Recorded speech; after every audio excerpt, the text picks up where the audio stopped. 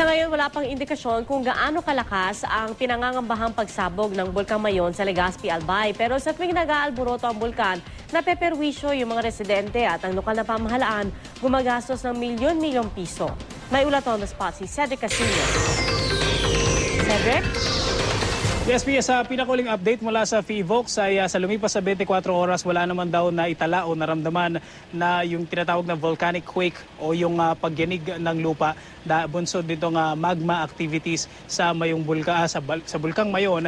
At ayon din sa PHIVOLCS ay wala naman daw indikasyon sa ngayon na magiging napakalakas ng pagsabog ng bulkan kung sakasakali man na magkakaroon ng eruption. Pero tuwing nag-aalboroto ang Bulkang Mayon, tinatayang 45 days o isa't kalahating buwan agad ang nawawala sa mga apektadong residente dahil sa pamamalagi sa evacuation center.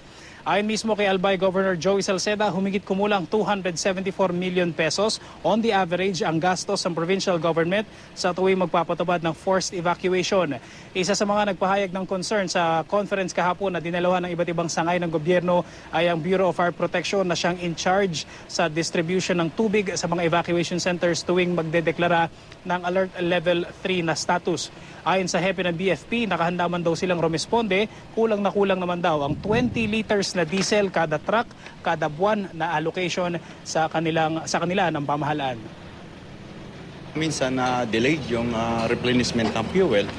So at saka yung mga containers at saka overhead tank ng mga evacuation centers, kaya doon tayo nagkakaroon ng problema at saka delayed ng supply ng tubig.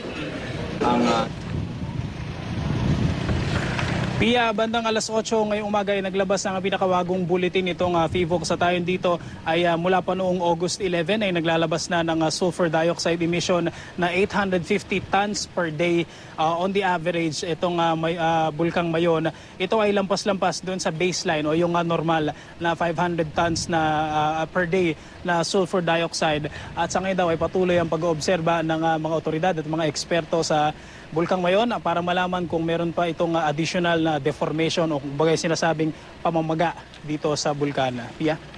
Maraming salamat, Cedric Castillo.